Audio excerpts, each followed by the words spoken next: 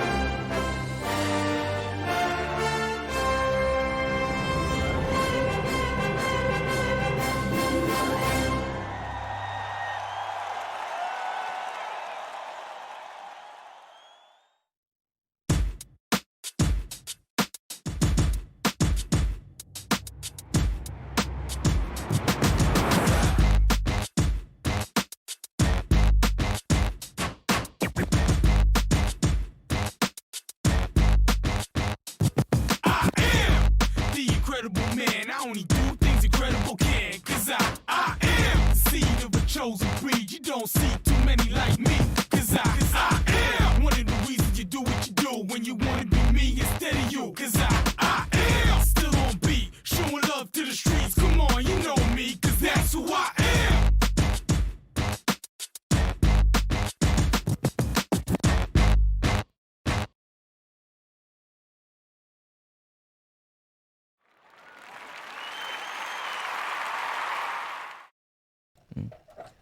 And good afternoon, ladies and gentlemen. Welcome to Shock Jock Sports Podcast here. Got power. Brought to you by KTC Broadcasting here in Cherryville, North Carolina. We are going to be talking a lot about sports, and more sports today. We hope everybody has gotten through the hectic night that was last night that has been also rolled over into today. And we hope we can at least take your mind off it for just a little while as we go into talking about sports just in general. Football on the professional level, on the college level. NASCAR is coming to a close. A little bit of NBA headlines have been made recently. They're talking about their start date. So we still have sports going on right now. We also have in the building with me and Kevin, Zach Mayhew. Zach's here on Wednesdays when he can be. Sometimes he has work, but when he can be, he is here on Wednesdays with us. And we appreciate that. Zach, I know me and you just were talking about it. We didn't get much sleep last night. No, didn't get much sleep last night. But it doesn't mean we don't have a lot of topics that we don't need to talk about today. You are obviously wearing the North Carolina hoodie I'm looking at right now. I guess we can go ahead and jump into college football. Mm-hmm. The North Carolina team that you've seen this year, I've watched them at the same time, and tell me if you agree with me when I say this. Offensively, they can compete with anybody. But on the defensive side of the ball, it's non-existent. Yeah, you talk about playing from behind a lot. Yes. And that's what's kind of hurting them. And it's when they play from behind against... It's like they don't get up for teams. Yeah. You know what I'm saying? Like, they're 2 losses. They Florida lost State. to a 1-win at the time Florida State team, and then they lost to a 1-win Virginia team this past week. And I'm not going to take anything away from those teams, But I'm just saying, on paper, you would have thought, okay, North Carolina is going to be the one that comes out on top here. And that just wasn't the case. So, to me, you can't think you're going to win a ball game when you're letting up 30-plus points a game. You know what I'm saying? Mac Brown even came out and said a few days later, 41 points, which is what North Carolina scored, usually wins you a football game. That usually is what wins you a football game. But you won't win if the other team scores 42. We need Peppers. We need Julius Peppers. we need a lot of things on the defensive side of the ball. They don't tackle. For the love of God, I don't know what has happened at the college level because it's gone over to the pro level at the same time. I don't know who in the world is teaching these kids how to tackle, but it's just non-existent. It's a bunch of arm tackling, and they just break through them, and a bunch of guys get a bunch of yards after the catch when really they should have been down 3 or 4 yards prior. And North Carolina is just susceptible to mobile quarterbacks. The mobile quarterback at Florida State was able to, on any read play, if he kept it, he was able to get huge chunk yardage. They don't play the read very well, and the same thing happened against Virginia. The Virginia quarterback was very mobile, and whenever it came down to it and he needed to break out of the pocket and get some extra yards or make a play, he was able to do it. So, to me, North Carolina, I'm not upset with where they are. Still have a winning record, still have an opportunity to finish the season with a winning record, which is great. Just the defense is something going forward that they really need to establish. Now, what's so crazy is the guy who has preached defense for years and won a lot of national champions with it, Nick Saban has actually come out and said, in college football now, you don't win championships with defense anymore. It's offense. And that probably has to do a lot with how the rules are. Everything's kind of going against the defense. The offense now is so pass-heavy. They always try and hit the big home run play. So if that's the case, I could kind of understand why North Carolina doesn't focus so much on the defensive side of the ball. But you got to be able to stop somebody, at least a nosebleed. Yeah, and you talk about not being able to tackle. That seems like the given thing with any level you're at. Everybody just wants to hit somebody, don't wrap up. And, put you in a bad spot. And I still say, I'm same with baseball. I like small ball, and with football, I like to have defense every now and then. I don't want to see score. So, they're not as good as I thought they were going to be. We'll say that at this point. I will say this. When they got up to number 5 in the country, of course I was excited. They beat who they played at the time. So I was like, okay, cool. The Big Ten teams had not played. I understand that. And some of the other teams were losing. I was like, okay. But I could look at you and tell you that's not the 5th best team in the country. But that's just where they have them right now. You can't disqualify them or discount them for beating who they play. You beat who you play. We say that about everybody. Even when Alabama plays cupcake teams or any of these schools play someone that might be below their stature, we can't help it. Especially if it's a conference game, we can't help it that they're bad. We just have to go out there and win the football game. So I agree with you. North Carolina is not as good as the voters early probably thought they were going to be, but the Big Ten wasn't playing. The Pac-12 wasn't even playing. They didn't even think they were going to play till the springtime. Now both of them are getting ready to start playing again as the Pac-12 gets ready to start up this weekend. So I think it's kind of fair. In the AP poll, they're unranked, North Carolina, but in the coaches poll, they're 24th. So at 4-2, I don't hate it. No, I don't hate it. It's just where do you go from here if you do have a winning record? Are you ranked at the end of the season if you're North Carolina, or are you on the outside looking in saying we still have a little bit of work to do next year? Yeah, they're 5th. Trying to think, top 10 rate when they rate them at 5th. I was thinking when they done that they'd overrated them, and I thought they was rating them because of Mac Brown. They're getting a little notch. What I'm saying is if Mac Brown wasn't the coach, they would have never put North Carolina at number 5. Not at all. And so we kind of got exposed a little bit, and he's still building something. Mm-hmm. So we're just going to have to wait and see if he hangs on with us or he bolts like he did last time and goes back to a big school like Texas. But see, at his age, I know. I don't think another school is going to offer him, and if they do, with his age, I still think he's like, no, I'm kind of here to end it. This is where my last stop is going to be. I'm So we're just gonna have to wait and see. just gonna be here, and that was the Facebook. He had pulled it up. Okay. He said, "I'm just going to be here, and this is going to be my last ride. I'm going to be here for a little while, coach up, and build this program to where he thinks if he leaves, it's going to be in a good spot." To me, I think that he does play a huge factor in the respect that North Carolina is getting right now as a football program. It is Mack Brown, because he is one of the few coaches in college football that can say he's won a national championship in his coaching. But other than that, the defense has got to step up. I do not know who our defensive coordinator is anymore. It was Gus Malzahn, who used to be at Auburn. That was a few years ago. I don't know if he's still there when Mack Brown came in.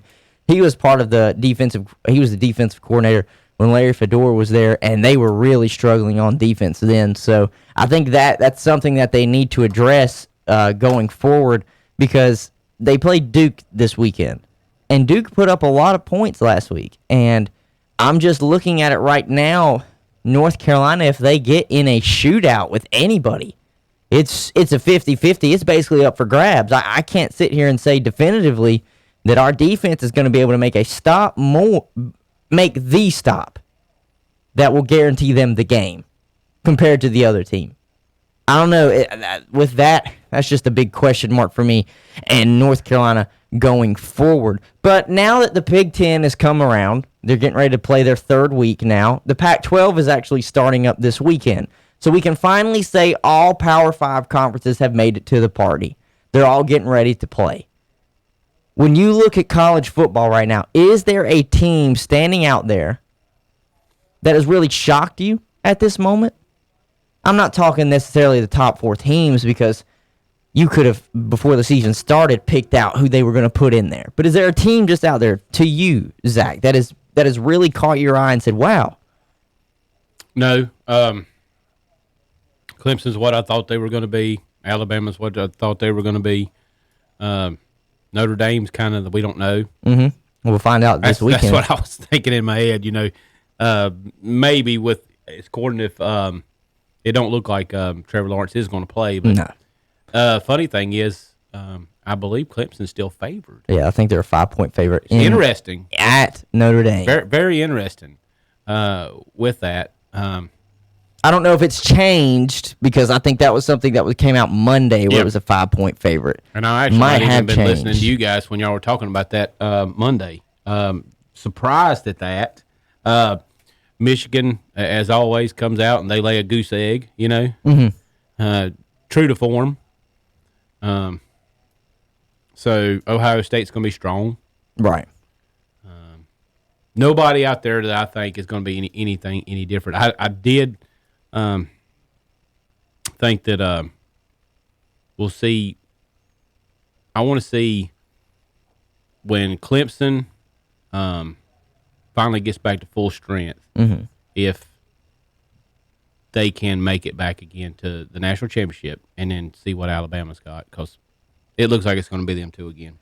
It looks like it looks like it's going to be those two again. But the team that's been the surprise for me is Cincinnati. I heard you talking about Cincinnati the other day, and I don't know a whole lot about them, honestly. But it's one of those things where they're not a Power 5. They're not going to get coverage. They're part of the group of 5. They're not going to get coverage. And if they do get coverage, it's the 1 o'clock game. And some people don't really watch a lot of the 1 o'clock games unless it's their team. They'll look forward to the later games that night. They're going to be in prime time. Or not 1 o'clock. They're 12 o'clock games. I'm sorry. The full NFL is 1 o'clock.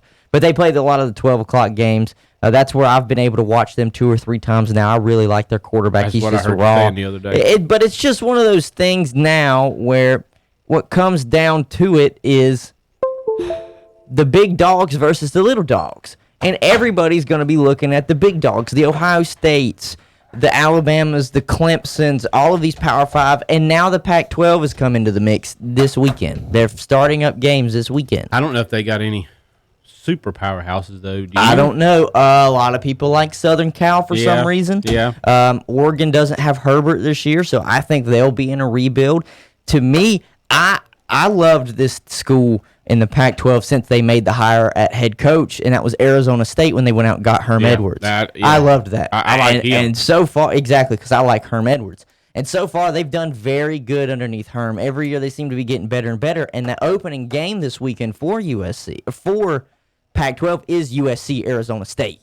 So to me, I think the winner of that is going to be probably the front runner in the Pac-12, and it's mostly because for Washington and they just lost their head coach. He said he's not coaching anymore, so they'll be under a new regime. Oregon State, they've not really done anything. Washington State's got a new coach because Mike Leach isn't there anymore. So the Pac-12, just everything is up in flux, and I don't know how Stanford is going to be with David Shaw still at the head coach. So to me, it looks like the winner of this USC-Arizona State game is probably going to be the one that comes out of the Pac-12.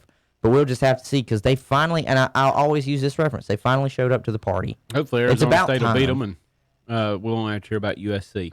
Yeah, no, I don't want to hear about the Trojans at all. Nah, they always want to hold on to what they were underneath Pete Carroll.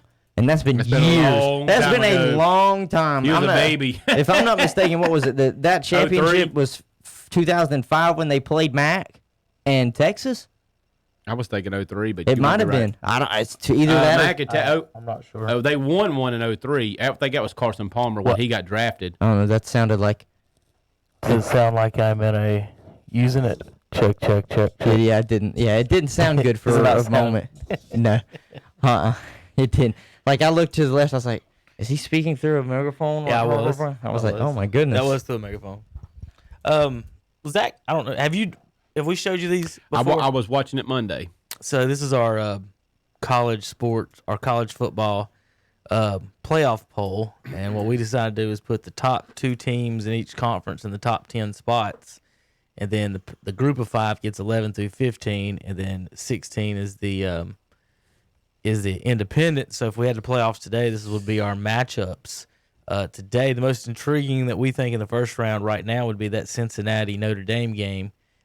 Because really right now the rankings are 6 and 4, I think, and they would be seeded 6 and 11.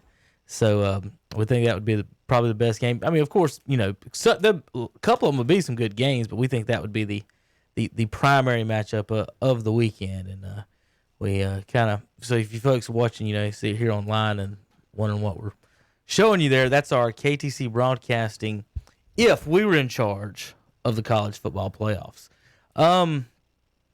Looking for you talking, Hunter. You was talking.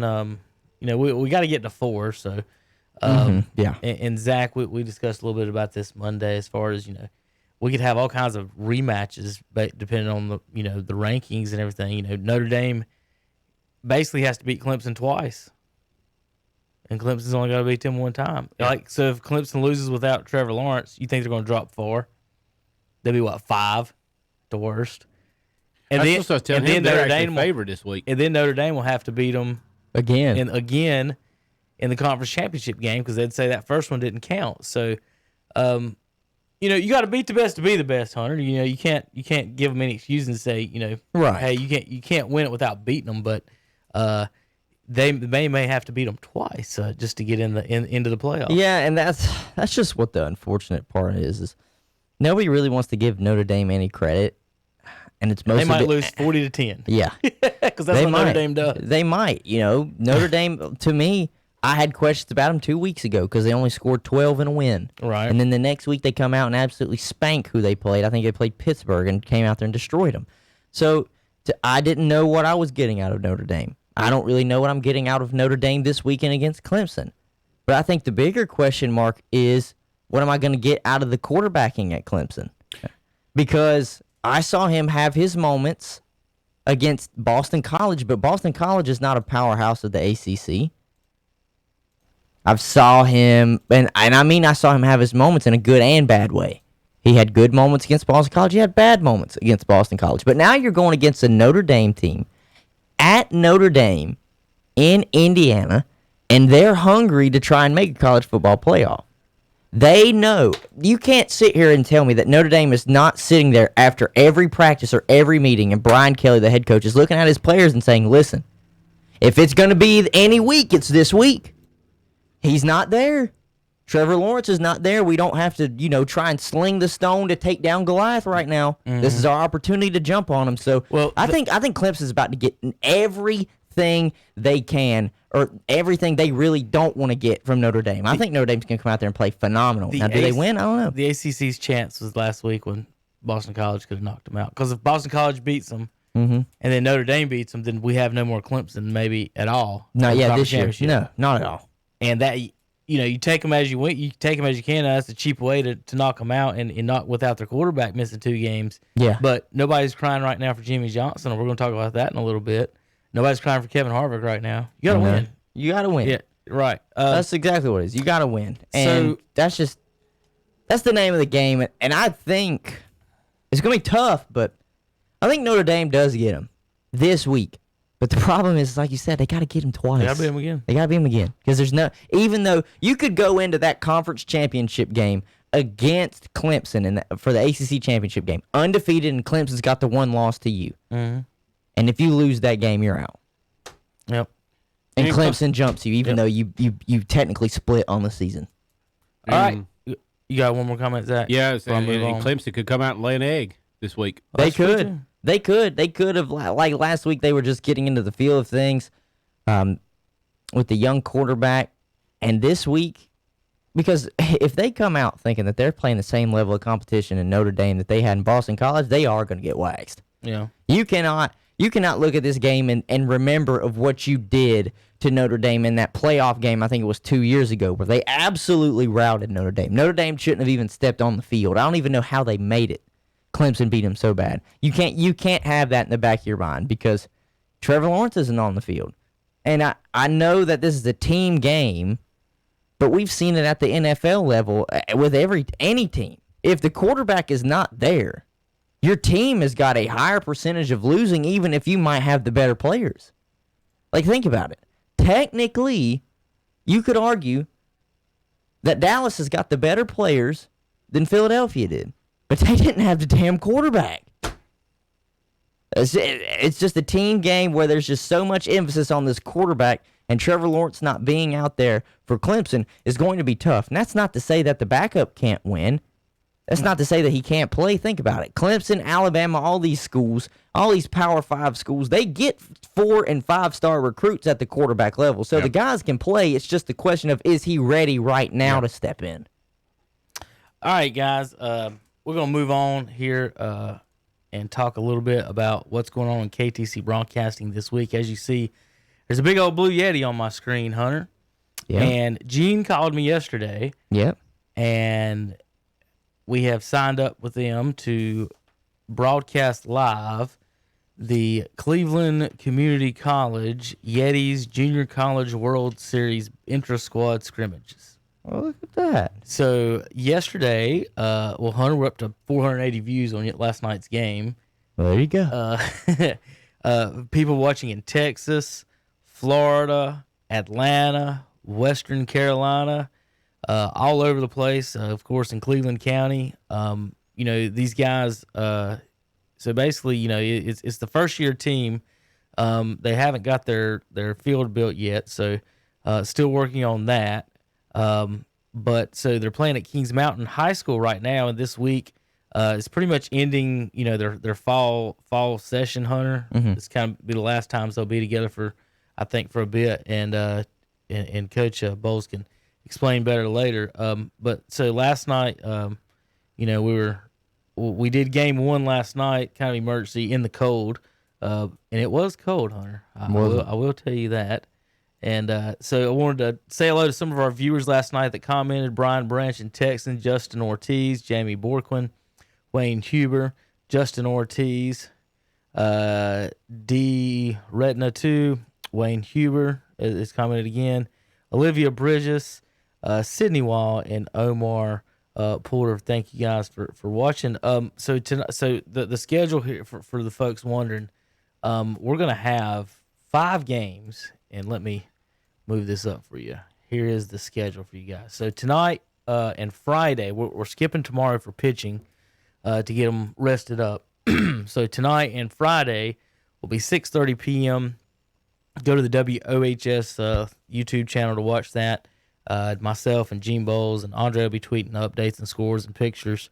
And we put a couple managers on the cameras, Hunter, make them do a little work. Yeah. And we did a ton. Every pitcher that came out of the game came up and sat down and did interviews with Gene. And what was cool about that is you get to know these kids and where they're from. And some things you don't think about, even at the junior college level, is you're moving to a different part of the country. A lot of them, yes. And I'm gonna tell you one thing right now: those boys last night, Hunter, were not used to / those Florida boys were not used to / excited about the 45-degree temperatures they were playing in. Oh, well, listen. Those boys now listen. were for a reason out there. I know how they were feeling because my sister called me Monday and said, because she plays on a co-ed softball team, and said, we are down one player. Can you come and fill in for us? I haven't played softball since church softball like 3 or 4 years ago. And, of course, me being the good brother was like, yeah, I can. It was like 40 out there, all right? And she was like, oh, it's going to be cold, so probably wear like sweatpants and a sweatshirt. And I'm out there. They're in baseball pants, but I'm in sweatpants. I have 3 layers on from my upper body. It was chilly. I was not expecting to go play softball in late October, early November. It was almost like watching, in the football games, how the linemen will not wear sleeves. Yeah. So the North Carolina kids and the kids from up north were out there in regular shirts. Fine, yeah. And you could see the ones like this is a local kid actually, but a lot of them had hoodies on. Yeah. Especially the Florida kids. The Florida kids in the outfield were bundled up. It was funny. But they seem like some nice kids. I've heard some great stories. One kid, they pick on him because he looks just like Dale Jr. Right? So they call him Dale, and he said, I've never seen him in my life. So the kid don't even really know who he is, but he's talking about how he likes hunting, and so they're talking about meeting different teammates and different guys, and so he had to talk to some of the locals to figure out where and if they could go catch him a deer. So, there you go. So he's excited Hunting about spot. that. He's learning about the area. The first pitcher is a lefty from Florida, and he was one of the ones that was complaining about the temperature. And but he has long blonde hair, and they call him Sunshine. I figured. So, as soon as you said long blonde hair, I was like, oh, Yeah, I know they did. exactly who they're going to reference to. They definitely did. It's Sunshine. Cinefani was behind the plate last night for the game, Look at Tom. and speaking of that, I've got a close up of him somewhere. I was messing around near the end of the game. You got a close up of Tom. Yeah, during a break while we were talking, I was like, I'm just going to zoom in on Tom and get a good shot of him. He, I don't remember seeing any like bad calls or anything like that. I will say this. Look at Here there. he is. Look at He's that. gonna See if plug we in can get just a second. Tom. Remember to like and share. Like and share, Tommy. Like and share, Tom. I couldn't tell the last play of the game. The game ended on a left field hosing a guy at the plate to end the game. Look at that. Down 2, the coach sent the runner with bases loaded, Hunter, and 2 outs, and got hosed at the plate down 2. With the There's runners Tom. on. There's Tom. Looking good there. Not looking cold at all. Now, so my main complaint, Hunter, about Tom's umpire is that since it was 10 degrees and all, Yeah. he had gloves on, So I couldn't tell what you the count couldn't see was. what his. Oh, you couldn't see. And we were doing the broadcast from the football press box. Oh, okay. And you've been to Kings Mountain, so you know how far away That's from a- home plate actually was. That's a solid distance. We're basically the right fielder there. Like we're even with Oh the yeah, right it's fielder. a solid distance Plus, away. up a little bit. But that's another local kid right there warming up. That might be Ruffalo from Kings Mountain. There was a couple bombs, a couple well hit balls. We had some stolen bases. We had some caught stealing. The play to end the game, I think may have been. I don't even know if we got it on the video. I'm going to try to pull it up here for a second and see what happens. But the guys went crazy, of course, and we'll see if I can get it here on video. But thrown out at the plate was a good play. Here it is. Boom! Tag. Pump him, Tom. Got him. Yeah! Tom gave him the baby pump. He didn't give him a good play. End of the game. Tom, you got to give like a chicken walk or something, don't you, Hunter? Like a little strut. And then, No. Yeah. To end This the game, this is Tom. hey, how about the flare walk, Zach? Woo! Yeah. Woo! And pump him like that. This is Tom. All right. You see the black gloves, Hunter? What's Yeah. his count? Nobody knows. Nobody knows.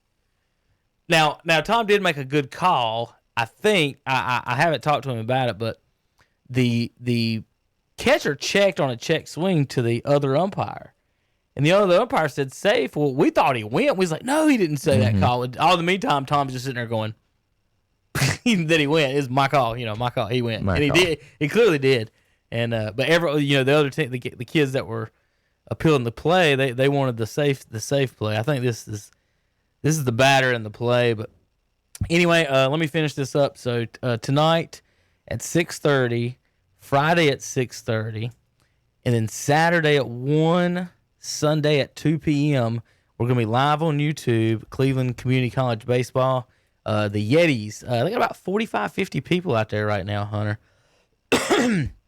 And again, like I said, they're from all over the country. Talked to one coach last night from Washington, actually, the state of Washington, not DC. not DC. That had throughout his last 5 years, had somehow crisscrossed and made his way here across the country into the South. Says he loves it down here. He was talking about the top 100 players in North Carolina, Hunter, are usually signed with either D1 or top D2. He said out in Washington, the top 100s are all like D3. Like there's not, and again, if you think about it, how much baseball are you playing in the Pacific Northwest year round, especially? Right. Like in the South and Florida, like where Philip went, play all the that's time. all they do, and that's what you expect. Here's the hit to left field, throw home, catch, tag, Tommy with a pump, and that ends the ball game. What's funny about it, one of the reasons they're celebrating, Hunter, is that the black team went online and basically was telling the blue team that they were going to beat them 5-0. And then they lost game 1, 11-9. So, and I guess my only other complaint, Hunter, is when it's 20 degrees outside, Tom, we can't have a 20-run game. No. 11-9. Strike zone's got to be huge, don't it? Yeah. Huge. Wow. I mean, Trump, huge, however you say it. Huge. All right, guys, we'll tune in for that. Like I said, tonight and Friday, 6:30, Saturday at 1, Sunday at 2. If you want to come out to the ball games, it's free admission. Just drive out there to Kings Mountain High School. 7 inning ball games is all they're playing. So they're not going to be not going to keep you all night. Although we were there to about 9:30 last night. All right, there's your Cleveland Community College baseball Yetis update. I'm excited to get back out there. I want to make sure I wear 2 pairs of socks tonight, Hunter. My feet got a little chilly near the end of the night. It is getting chilly. All right, let's go over to show Zach my NFL power rankings and see what his comments and suggestions are on that for the day. Before the season started, my top 4 teams were the Saints. I just put it. Where'd I put it? Over here. Oh, by the way, we got a new fan club. I'm going to have to talk about that one on Saturday. Oh, yeah. Wow. JP's got the ladies. JP does We've got have the some ladies. spammers on our YouTube, Zach, and it's Good all Lord. that's all hot girls that love Hunter sports opinions. Yeah. they're all Oh, pretty yeah. funny. Look at that. So JP got him. JP didn't give him the middle finger, did he? No, not this. They not didn't this shock week. the nation He either. Didn't shock anybody this week either. Good Lord. Well, maybe that's why he's getting the hits, Hunters. He's throwing those signs up. Huh? Oof. I don't know. All right, Zach, we've got, and I have my standing sheets here all year round, and I'm starting to worry that I accidentally threw them away, Hunter, and I had my sheets. Possibly. You don't have them. No, here. I don't. Flip that one over. That's the one. Oh, there's Yeah, it your- is. this one. That's the one. All right. Before the season started, my top 4 was Steelers, Saints, Chiefs, and Seahawks. And dang it, Hunter, I forgot to change it. Saints are supposed to be in the 4 spot. That's what I went down the hall to do and didn't do it. We didn't do it. I just bragged about what I was about to do and didn't do it. Damn it. So if Didn't you're do it. watching, Saints and Bucks are supposed to switch spots. Well, I mean, they play this weekend, so it is what it is. But the Bucks did win, so they're actually above them now. They're half games. So never mind. You can leave the Bucks there. But anyway, I got Steelers 1, Seahawks 2. That was my Super Bowl pick. I also had, like I said, Chiefs getting beat by the Steelers and Saints getting beat by them. So I'm all over those. Baltimore at 5. Zach, before the game Saturday, I said, Steelers, going to pick him off twice. And they did. I was about to text you in the middle of that game. I was watching it. It was a entertaining game. We're finding out. We talk. Running is good. Is good when you need it, but we've watched it for years. Where it's Randall Cunningham, whether it's Michael Vick, Lamar, Kyler Murray. No matter who you put back there, Zach, if you can't throw from the pocket like Russell Wilson can, and it's going to be tough to win championships in this league. Patrick Mahomes throws the ball well, but again, like with the McCaffrey stuff, the swing pass is the last resort. Running is the last resort for quarterback, and listen, you can win some games, you can beat some teams, especially with their defense and running the ball. I mean, the Ravens are playing Carolina Panthers ball that can the last few years. Yeah. So I mean, just look at the teams. People, if you don't know what you're watching, we've eliminated.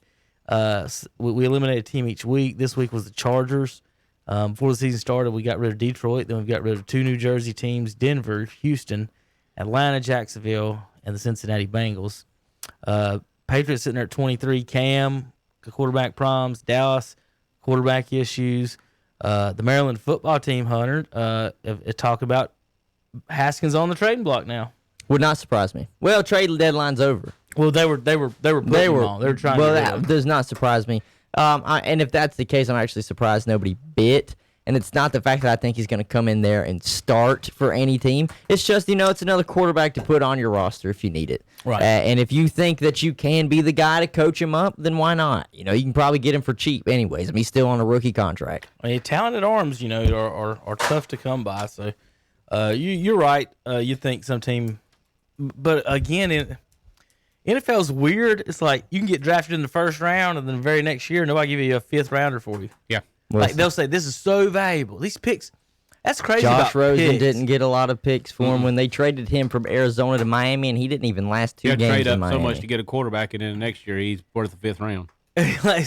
As a Hornets fan, draft picks, trading away things that we don't know what they're going to be yet is just baffling to me for getting rid of things that we know, Right. for things that we don't know.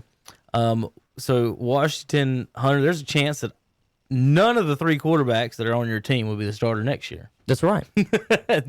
Minnesota, Kirk Cousins 2-5. Panthers 3-5. Zachary, you Panthers. They're pretty much on pace where we had them before the season. We had them at 5 or 6 wins as a group. The defense has improved. Well, I have 2 questions Yes, now sir. that we've gotten to the Panthers. Do we know for a fact that Christian McCaffrey is returning this week? Nope. We do not know. And my question, I thought he was. I don't know. I thought He was supposed to last week. Well, Well, I thought he was. Totally. I thought he was supposed to this week too, because they play the Chiefs. And the reason why I asked that is, should he even return for this week, or should he maybe take another precautionary week off just to make sure that his ankle's fine? This is just one of those things where Carolina without him is not playing bad. Yeah. So say you throw him back in the mix.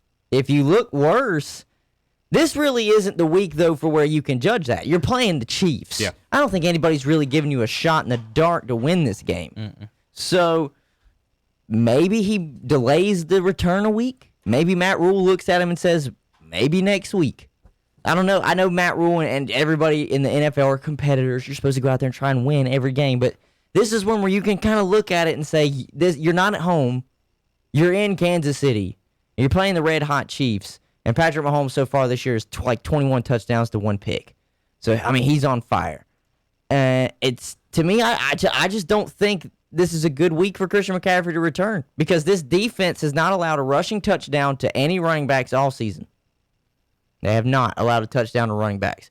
They give up a lot of yards on the ground rushing-wise, but they don't let them score. So when it gets to red zone-wise, you have to start throwing the ball a little bit more, which means to me, instead of having Christian McCaffrey in here in the game, I would let this be a Teddy game just to see what I still have in Teddy and my wide receivers. And what is it going to hurt?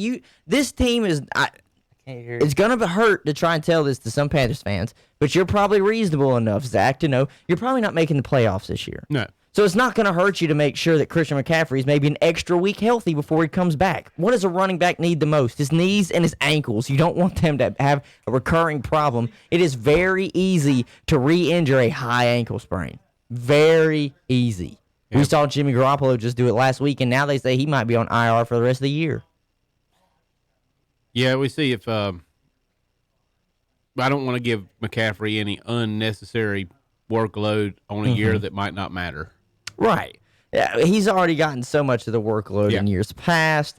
It was unfortunate that an injury even happened this year to him, because that was one thing with the workload that he was getting going forward that I always said I didn't want to happen, but at some point he was going to get injured because he constantly got the ball, constantly. And to me, I think your offense is more balanced right now, or at least these past few weeks since Christian McCaffrey's been out for Carolina. I think they've been able to really distribute the ball through the air very well with Teddy Bridgewater. I think that helps because he can throw the ball better than Cam can. So maybe that takes away from the swing passes that Christian McCaffrey might get, because you've got a quarterback that you're not afraid to kind of push the ball down the field with, or at least throw the intermediate balls to, because he can complete the passes in Teddy Bridgewater. I don't know, I don't feel like this week should be the week that Christian McCaffrey returns. And that's crazy because I have him on my fantasy team and I could really use him. But that's only if he's going to be 100% and I don't start him and he goes out there and gets injured and re-aggravates his high ankle sprain and be out for the year. So this, to me, it would just be, if he was supposed to come back next week and they had or last week and they did a precautionary extra week, I get it. But maybe do a precautionary 2 weeks. This is not your year. No, you're building. I mean, you're going forward, and if you're holding on to him in that contract that you got him under because you think he's a cornerstone, don't risk him being injured again, like re-aggravating it. You know what I'm saying? Especially I'm not going to call this a meaningless game, but you're just not in playoff contention with the Saints and the Bucks right there where they are in your own division. Might be a meaningless season, and so what we get beat, we get another better draft pick. It's just one of those things where, for certain football teams, if you're not going to make the playoffs, doesn't it help just to be bad? Yep. Because then you get good draft picks. You can be like Dallas and sitting at third or fourth. Exactly. Picking again. Exactly. If you're not a good football team, it would help for you just to be bad and not to be like 6 and 9 or 7 7 and 9, 8 and 8. Yeah. You know what I'm saying? So to me, maybe lean off Christian McCaffrey this week. I don't know. Maybe say, hey, you're just going to be on the sidelines again. We might need this draft pick. We're a few pieces away from being a very talented football team. Because I think you're competing right now at a high level. The problem is you just don't have that extra X factor. And I don't think even Christian McCaffrey coming back makes you that dangerous. Yeah. What are you guys doing in the draft next year? All linemen? And we did all defense this year. Now, and you improved. You took 7 points off your defense. Your average defense right now.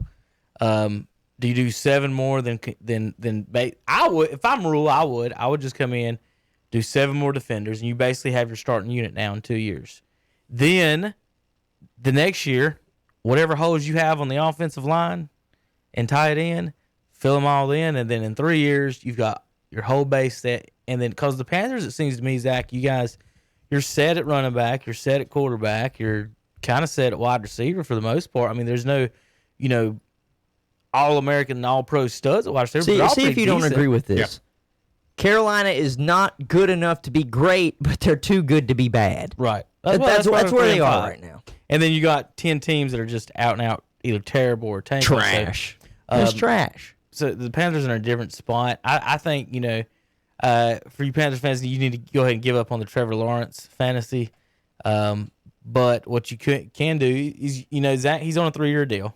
You got, like I said, if you go the next year defense and the next year offensive line, that's his 3rd year. Do you make the playoffs or don't? If you do, you keep Teddy Bridgewater. If you don't, you can get rid of him. But I don't think he's playing bad like you'd say, let's get rid of him or anything. I think he's throwing the football good. There was a couple games that we could have won this year. Yeah. And we didn't. We'd have a 5-3 record maybe. Well, speaking of games you could have won, Raiders beat them. Mm-hmm. 49ers are injury decimated now, so they may, you want to drop them, but damn, I mean, the NFC East is so terrible. This is the most intriguing, Zach, the Miami Dolphins. They have the number 1 defense now in the NFL in scoring. And get this. I think they got 2 last week. They had 93 points last week, passing yards from Tua and 1. Yeah. Now, Hunter, we didn't really kind of talk about it at all, but if Fitzpatrick plays that game, do they win it easily? Huh? He gets more than 93 yards. Yeah, he gets more than 93 yards, but you look at it the same way as which Fitzpatrick is showing up, the good Fitzpatrick or the one that throws 3 picks? Or did he throw a pick or two? That's what I'm saying. It's a very good question, but he definitely gets more than 93 yards, right? Yes. Yeah, he gets every bit 200, 215. Okay, so I mean, that's what I was thinking was like just – so let me ask you this question then, if that's the answer.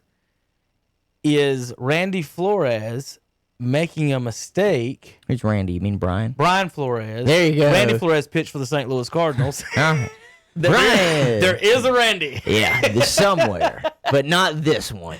If Brian Flores making a mistake by starting Tua in a middle of a playoff race when he's one game out of a playoff spot with a veteran quarterback and the number 1 defense in the NFL, those guys on that defense, they might like Tua, but if he goes 3 games, 93 yards, 110 yards, 150 yards, they're going to be like, we're trying to make the playoffs here. But, why is Ryan not in? But I think that is the point that Brian Flores is making by starting Tua. He has to see what he's going to do going forward. If he's going to throw for the 93 yards and just look meh. But don't you wait till you're eliminated from the playoffs before you do that? Well, you got to look at it. We looked at it, you got to look at it this 7-5. way though too.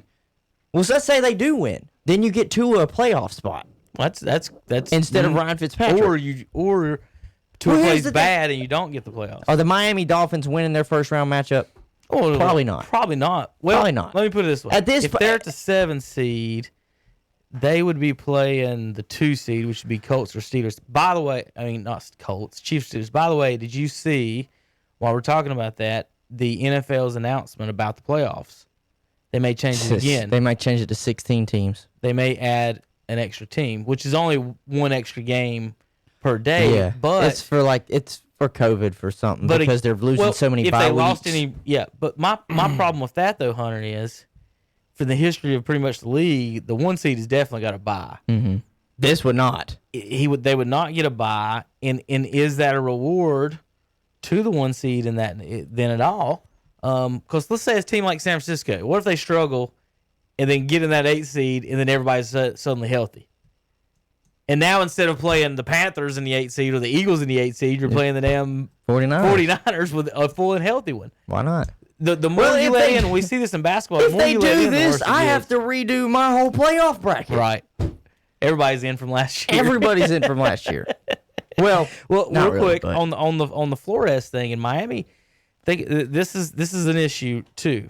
And one of the issues they said one of the reasons they went ahead and started. I don't like them taking the quarterback out when the other guy hasn't lost it yet.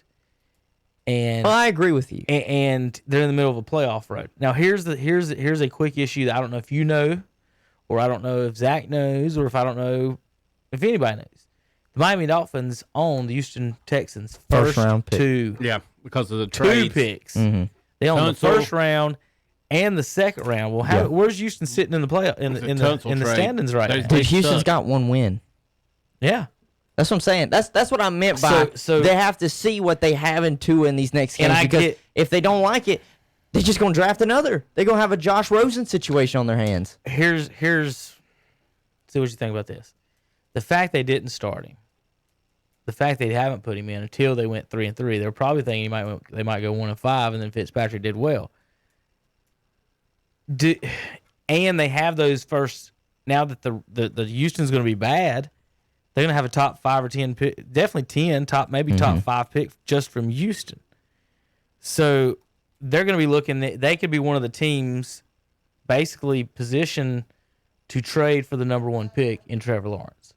So that's what I think they're doing. And also, but that fact they didn't put him in, and they're just now putting him in. He obviously got 93 yards.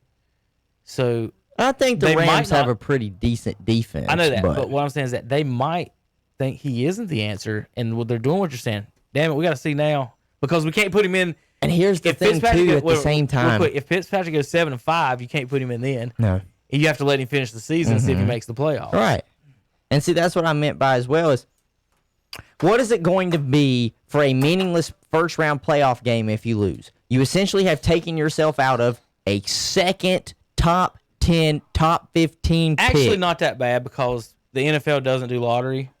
So they would basically be going from the 18th pick to the 14th pick. It's probably 4 spots. Yeah, I know there's no most. lottery, but even still, there could be a pretty substantial difference between the guy you could get at 14 and the guy you could get at 18. Not to mention, if you have an eye on a player of a high caliber that you know that 14th spot, he's not making it past. I think Lawrence will look He's not great in making that it Dolphins past. uniform with his long, flowing blonde hair. Yeah, he's already got a lot of pull in the South. I so- know. Listen, I'm just saying this: if the Dolphins lose the rest of their games, they are not going to be upset at all because they do have the Texans pick, and then they basically said, we've got 2 top 10 picks right now. We've only got 4 wins on the season. We might have maybe picking at 11 or 12. Not many people can say that they've got possibly the number 1, 2, or 3 pick and the 13 pick. So it's honestly a win situation for the Dolphins if Tua is bad.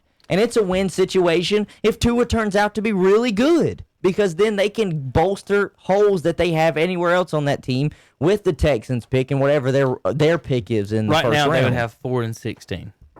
Yeah. Well, 4 and 17 because you reverse it. So they would have the 4th pick and the 17th pick in the draft right now. If you're Houston and you get the 1 pick, well, no, you can't trade them to them. If you're the Atlanta Falcons, Zach, and you get the 1 pick, and Miami says, we'll give you 4 and 16 for the 1, and you sit there with Matt Ryan on your team, do you take the 4 and 16? I'd think hard about it.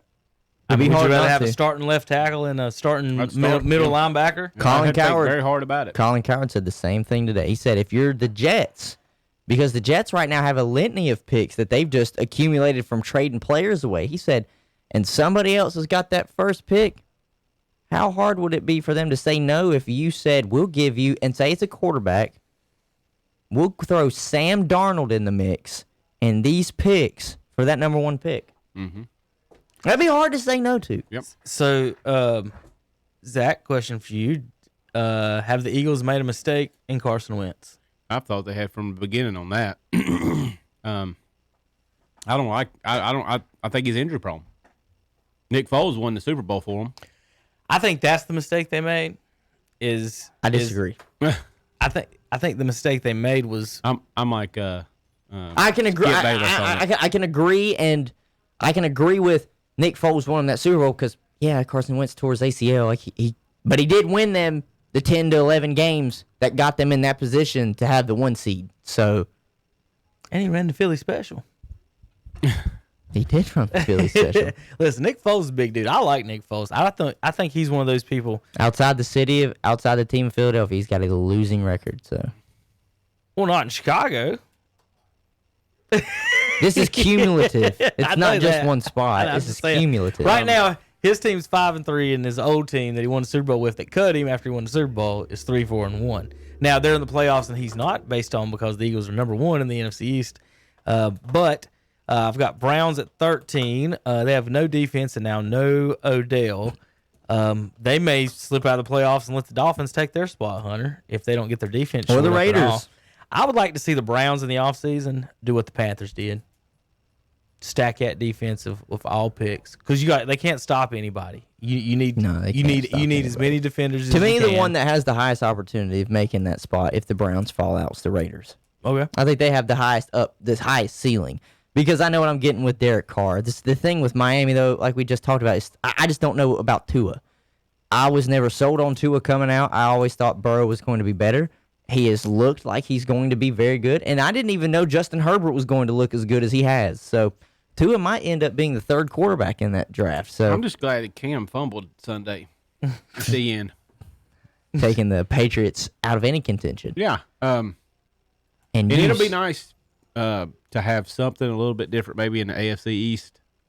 Me and Patriots. all of Buffalo are waiting for your apology. Me and all of Buffalo. All of Buffalo are waiting for your apology, saying they will not make the playoffs. They'll make the playoffs now. Listen, if they go 9-7, they still win Yep. that division. So they don't have to have double-digit wins for them to still make the playoffs. We've seen that's about to happen with the NFC East. Oh, that's they horrible. might have 6 games. That's Now hold up on your Carson Wentz slander. He cannot help that every single person on his team is injury prone, including him. I will agree with you. I will agree with you on that. He is injury prone. Mm-hmm. But what he has had to work with. Greg Ward was his number 1 receiver toward the end of last year. Do you know he played quarterback at Houston and then got drafted and was on the practice team? And he was able to make the playoffs with him and beat Dallas to get into the playoffs last year. And what he's dealing with this year, offensive lineman Lane Johnson is hurt. He doesn't have Alshon Jeffrey at all this year. Deshaun Jackson was hurt for quite a while. Actually, I think he still might be hurt because I didn't see him on the field at all this past weekend against Dallas. They have defensive backs that are hurt. His starting running back, Miles Sanders, is hurt, so he's running with whoever the hell Boston Scott is and Clement is. Wasn't Boston Scott, Zach, was he a wrestler or a fighter or something back in the day? The name Boston Scott. Like that name just sounds. It just sounds. And like don't worry, I picked name. him up on my fantasy, and he did very well last week. But that's because the Cowboys are awful.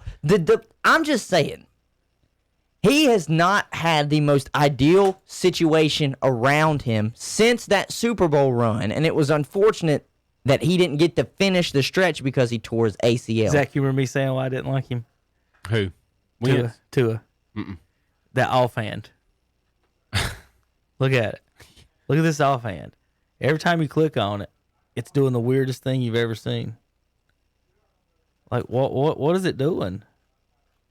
It's got a mind of its own. It's so my joke about this, Zach, is I've never seen somebody throw the ball like that in my life.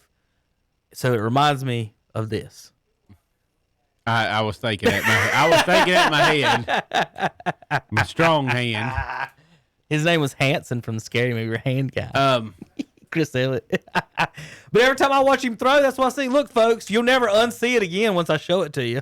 Colin Coward, he says Tua has no shot of making it in the NFL. Look now. So 2 things. He says that now. Where was he a few months ago when he was saying Tua was going to be the best quarterback out of this draft? Besides the offhand, Hunter did say something kind of smart the other day, too, about that elbow is really low. He's got a weird throwing motion with that left hand, and I know it's probably because there are not many left-handed passers in the NFL, and so you're not used to seeing it after a while. But even then, his wind-up, it just doesn't look right.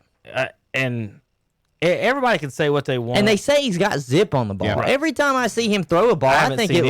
it looks like a cotton ball. Yeah, I haven't coming seen out. any zip. Michael Vick had zip, Zach. Like, you can say what you want. He wasn't accurate, that accurate, but my God, that dude has an arm. He could fly. I think they 70 yards. said him and Brett Favre both broke one of their wide receivers' hands in practice because they threw the ball so hard. Cunningham could sling it. But Vic, like, I even thought his throwing motion was outstanding. He just, it's hard again when you go 1, 2, 3, and your whole life. It's instead of planning, look, then do something. You plant one look and then go. Mm-hmm. It's so tough, but I don't see any. I don't see any of the unless he's just accurate unless he's the Drew Brees accuracy. I don't see any of the arm talent that Vic had, and definitely don't see any running. That's what Colin. He's not as big as Colin. Tebow. Finally said he had an epiphany, and this was my whole thing about it. He said I had an epiphany. You look at Burrow and Herbert, and they're athletic and they're big and they've got good arms. And he said, but Tua's not very athletic and he's little. And I'm like, exactly. You're looking at Tua, and a lot of people are like, well, he has to be Russell Wilson or Kyler Murray. He's got to be able to move out of the pocket and be able to throw accurately. Well, both of them do that. The only difference is Tua is not very athletic. That's why he got chased down a lot. He had, and I've said Sam Howell has the same problem at North Carolina. When Tua was at Alabama, he had a lot of the Baker Mayfield mentality that Baker has with Cleveland. He thinks he's more athletic than he really is. So when he tries to escape the pocket, he gets hawked down by these defenders that are a lot faster than he is, and they get him. And now you're at the NFL level where they're all fast. Yeah, they're all fast. They're all fast, and they're all faster than you. Because those guys would be wide receivers. And so Colin finally realized, he said, you're going to have to ask Tua to be Drew Brees for it to work. And that is a huge hole to fill because there's only been one Drew Brees. And I'm like, finally, you understand why I was higher on Joe Burrow. And I'm not even going to talk about Justin Herbert because to me, I was like, he could go anyway. I don't know. I liked him at Oregon, so I'm not even going to sit here and say I knew he was going to be this. But Tua, this does not surprise me. Right. They had to see what they have him, though, because with Justin Fields coming out, the kid out of North Dakota State coming out, and Trevor Lawrence, you've got options. Zach, looking at our board there, do you anything you highly disagree with or would look around? We got Kyler Murray in the Cardinal. For folks listening, I'll finish the rest of it. Arizona 11, Packers 10, Rams 9, Bills 8. Titans 7, Saints 6, Ravens 5, Bucks 4, Chiefs 3, Seahawks 2, and Steelers 1. It is not a power rankings, folks. It's a chance to win the Super Bowl. You can't have two AFC teams in the top 2 for you Chiefs fans out there. So Seahawks are my 1 seed in the NFC, and then, of course, Steelers, the last undefeated team and my Super Bowl pick before the season, and champions. Any other news and notes, Zach, that we missed NFL, kind of that you want to touch on? Or anything? I know you kind of been in and out here. I can't even remember how I've talked to you about the last few weeks. I hit the last couple weeks up on this, basically. And Steelers are better than I thought they were. Okay. I'll say that. All right. Well, I want to move over kind of, Zach, this is the last week of Jimmy Johnson's career. He'll be moving on. Indy. And I don't have a lot of answers or any answers really for a lot of questions that people may have.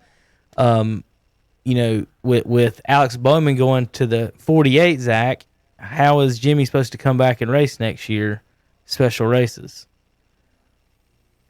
Is anybody driving the 88? Why are they retiring the 88 instead of the 48? He's right? Big fan favorite. Well, that's what I'm trying to get at. 88. So if Jimmy said he was wanting to come back and do special races, I don't know if that means Talladega, races that he has a chance to win, like Daytona, Talladega, maybe some road courses and stuff. But I haven't got all the answers from what Hendricks is doing, what that is. But you would think they would retire the 48. I watched Jimmy run his practice laps at a track yesterday. He's got a couple of the F1 guys, and they walk the track first, Hunter, and then they ride it. From his timing, he says it looks like he's the turns that aren't I would say hard. Right. He's nailing all of those timing wise. He was 2 seconds off the lead pace. Where he was missing his timing here, moving over to the IndyCar series, is the turn. He's saying, like, so in NASCAR, basically, when you turn, you have to be aware that you might slide. Now, if you don't know how Jimmy Johnson drives, when he was winning championships, the cars, they set their cars up loose, which means your back end's going to slide. Jimmy likes to drive a loose car. Well, the new cars, and I was kind of listening to some of these stories and the guys are talking about, the new cars are so tight that Jimmy can't, and the guys that race loose can't even get them loose enough to race like they want them, and that's one of the problems, the issues that the Chevy guys may be having right now. So where he was missing time was, he said he's not being aggressive enough in the corners because he's not used to that car being able to just take whatever turn you make. So that's his biggest learning curve right now, is being aggressive in the corners. That he started off the first little bit figuring out letting people pass him and stuff like that, and then once he figured out the passing zones and how people are going to race, as opposed to with NASCAR on the road courses, you're fender to fender up against each other, and you watch IndyCar. If you've never watched it, it's weird for me too. Is when they pass each other, it's like they just blow by them. Like they won't be. He'll be behind a car for like 2 or 3 times, and all of a sudden he gets an opening and right by him. So it's interesting to watch that. Watch him in his car. I wish him well. If he wins a race, Hunter, is that just going to be one of the biggest stories ever? Just if he just wins one race in IndyCar? Yeah. Yeah, it'll be because then he'll show that he can win at other At levels. 45 years old. At dude. other levels, or not just other levels. Like they're both like the highest level of their racing. I should mean in other motor vehicles, because remember a lot of people don't realize he got to start with dirt bikes. Right. He was He's a dirt racing. bike He driver. was a dirt bike rider. And that's the point to where he likes the stuff loose. When you Yeah. got dirt bikes, that back wheel is Right. sliding around. Right. So I mean, he did it on 2 wheels. He did it in a stock car, and now he's trying to do it in an Indy car. If he gets just one win, If I was him, I'd race one season. If I got one win, I'm satisfied because it shows that I can at least compete. Yeah. And you know it. They're 2 completely different beasts: a stock car and an Indy car. They drive and react 2 completely different ways. So for him to make, even if he makes that kind of leap, and like I'm saying, only gets 1 win, that's a win in his book. Said I did it. So this is his paint scheme for the last race. So, I kind of like that. I think it looks neat. so what they were trying to do is the first Lowe's car. This old guy behind me, this ain't his. Kind of the same scheme, but this is Mike Skinner's Lowe's car. It is yellow, and all that was gray, and then it had a gray stripe down the side for Jimmy. So what they were trying to do, Hunter, I remember Jimmy's. he wanted to original make Lowe's it. car. He wanted to make a chrome car, like I you think- remember the Silver Bullet, the Sterling Marlin machine. I think the sunshine on that would have been kind of. Well, no, Dangerous. Here's what the dangerous part was, or not the part that wasn't allowed. The NASCAR inspection lasers will not read the chrome. Oh, okay. It reflects off the chrome. Makes sense. So they had to scale back the shininess on the gray. So it's a fun little video to watch. They weren't worried about the possible explain what it was. sunlight reflection into a driver's eyes. Well, no, that's the other guy. It's not worried about that. Okay. Right. Yeah. Yeah, the lasers, inspection lasers wouldn't measure it. So that's just kind of a weird problem to have. You don't think about when you're like, hey, let's make our car this. Yeah. And the lasers won't even measure it. Sitting at 83 wins, 1 win behind 2 guys. I think Waltrip and maybe Kale. At 84, it's not going to happen at Phoenix. They can wish all they want to. It's just that's not a track that random people win or anything like that. And You gotta have a hope, you know. he mentioned a little bit about how not having as good of equipment. Call him out, Jimmy. Call him out. He didn't want to say it. He kind of said some of that stuff as far as the Chevy goes. So talking about his championships, so here's a couple things that people don't get. Of his 7 championships, he drove in 5 different cars. He won 5 straight, which nobody's ever done before. So he won in 5 different cars, and they finally, Zach, with the 6th damn car they bring out, he can't win. So it took him 5 changes to whatever car to get him not to be able to win and run him out of the sport, basically. Yeah. In the Chevrolet. So I don't know. It's aggravating because you see guys his age still winning races. Yeah. Like Truex and Harvick, and then him not even competing. We all know better. Like this is just, it's an equipment thing, and it's not fair to the fans. It's not fair to the sport, really, the way it's worked out. And then the Corona, him missing a race, That was unfortunate. insane. He Remember he wrecked. What was He it? wrecked leading the lap. He got it the was, very next race. What was it? They tested positive, and then like 2 days later he tested negative. And yeah, and he- it just so and he happened that never the had any race. symptoms. Yeah, it just so happened the race was in between those days. Yep. And the crazy thing is, Nick Saban tested positive. 2 days later, tested negative, and he got to be out on the field. So that timing of that was just Yeah. awful. Really, Just- it was. Just in general, a bad time all around for him in this year. I'm worried as far as like I said, if he's can't come back into 48 next year. My plans was surely to God he'll come back and race Charlotte. Yeah. But the All-Star race isn't here anymore. Yeah. So we missed that. So not only Hunter do they get Jimmy is gone, they take the All-Star race away and a possible race that he could race. Yeah. Because that's ones that you show up for. He's still qualified for that. He's a champion. So it's just bad all around. My kids and the fans of NASCAR and Jimmy's fans don't get to say goodbye to him. Don't get to do anything. Don't get to go to the tracks. And he is my favorite driver. I started pulling for him. His rookie year is the year Senior died. Not because I was a Senior fan. It was the opposite. I was a Jeff Gordon fan because originally I was a Petty fan. I didn't want Earnhardt to beat Petty in championship, so I pulled against him, and the only way to pull against him and have fun was to pull for Jeff Gordon, Rainbow Warrior, which Grandma Marie loved. Jeff Gordon, he was so cute. Rainbow Zach. Warrior. He was just so cute. Rainbow Warrior. So we'd go over on Sundays after church, and she's putting a race on. She was going to watch her Jeff Gordon. I don't know if I ever seen her watch TV. Other than she watched the parades. I remember she'd watch parades. Other than that, but she'd watch some damn Jeff Gordon, Zach. But so when Senior died, I was like, I'm gonna pull for somebody else. It's a Hendricks team. Was his teammate Jeff actually owned the car, and just started pulling for the 48. Lowe's is a local company, you know. And so I just started pulling from that year randomly, and it took off from there. Great memories at the tracks, going to and pulling for them, decked out. And Amy and myself back in college, we used to live over in Concord for 2 years, and went to some races and had some fun there. Just a all around good time. My kids, they got 48 stickers all over everything. They pull for him against me in my NASCAR game.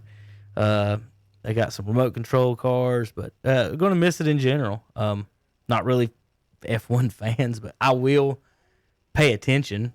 I mean, I'm not going to sit down and watch an F1 race probably, or Indy, whatever he's in, and from there. Right.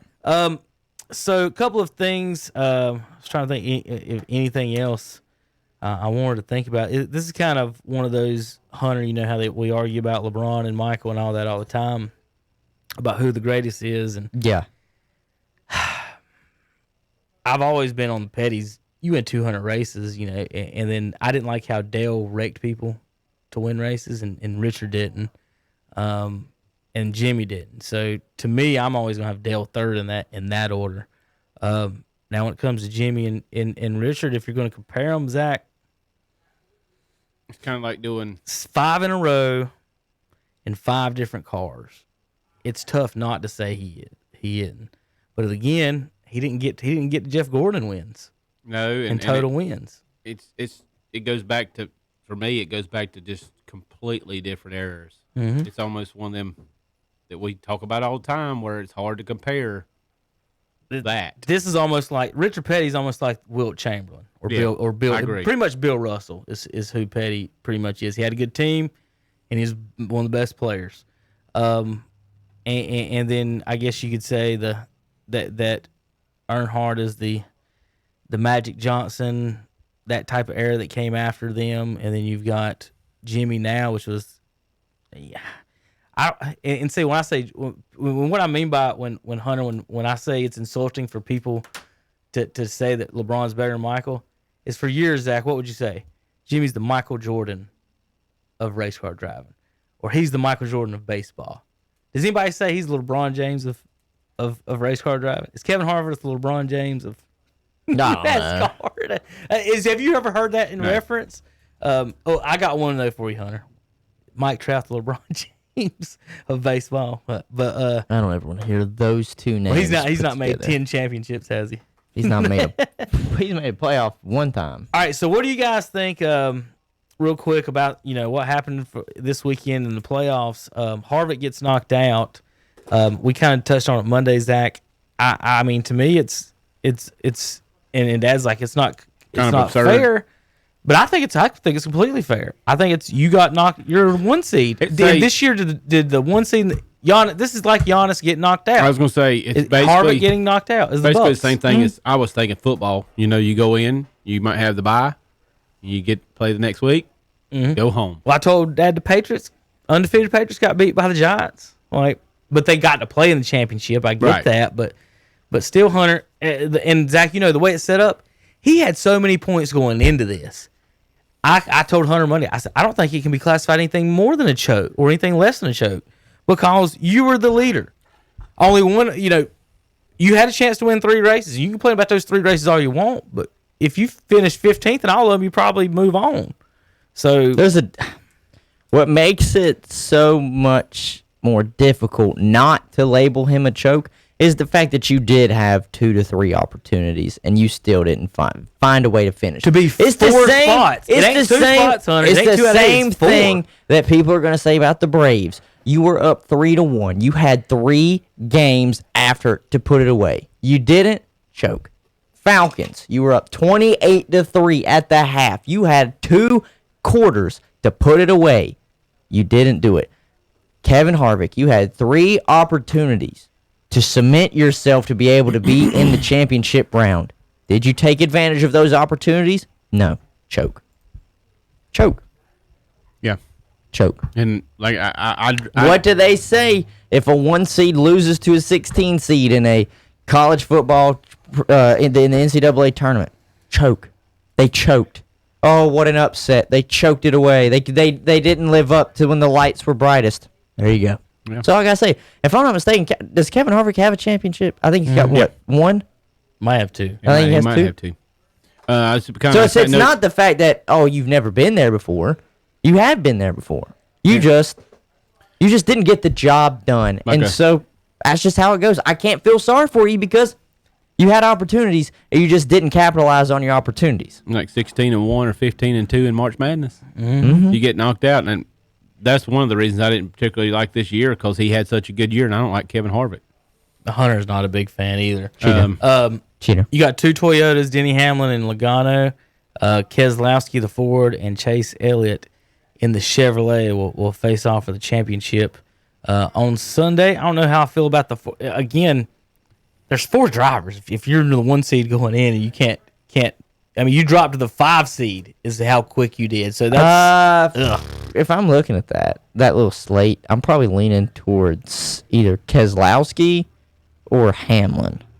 I think that's who I would be leaning towards. Either one of the Fords or the Toyotas. Hey, Chase Elliott, it's great that you're there, but I don't think the Chevrolet's going to have nearly enough to get him through. I don't think so at Phoenix. Logano claimed himself the favorite. Slowy? He may be. It seems like they've always got a decent car no matter what. Hamlin seems like He's had a good year. His car is really outstanding, and or it's okay enough to get around. So I expect him to be in there. Elliott's is on the pole. That's who I'm pulling for. I'm probably pulling for him. This is I tell you what, guys. Without Jimmy Johnson being in the top 4, this is about as close you can get to where there's nobody in there I really don't like. Mm-hmm. I will say that Keselowski, Denny, and Joey have all been whiny at some point in their careers, and really whiny, to where all of them have been not so. There's between whiny and being a jerk. Some of them, like I would say some guys are jerks. These guys, when something don't go the way Denny whines like crazy, and so does, and then Joey does too. Keselowski is more of a passive aggressive complainer, and I haven't heard that much of Chase. With Chase making this final, even if he don't win, is he the favorite next year with all the road courses and the changes they're making in the schedules? That Chase is good. Denny Hamlin had an awesome year. I'm hoping Joey. I think it was Logano's between not him the and it coach. was between Denny and Kevin Yep. Harvick. They won, I think, like 40, Two best almost years. 50% I mean, of two their best races. this year. Yeah. So Of what the do you think races about this year? did you see the Jackman issue? No. So you can't come out of you can't come into the pit box early. So the rule is you basically it's 2 spots in front of you, right? So you have to wait till your car is 1 spot ahead of you to come out. So that means the Jackman, the Gas Man, all those guys. The rule is if basically if you come out early, but you can reestablish yourself. Like if you accidentally fall off the wall, you can reestablish yourself. But I'm going to show you guys the replay of what happened here on. Of course, they know exactly what I'm talking about. Why would they be hiding that? Trying to find the one. So he jumped out Hunter, and he realized that he was out where he wasn't supposed to be, and he ran back to the wall and kicked the wall. Now this is when,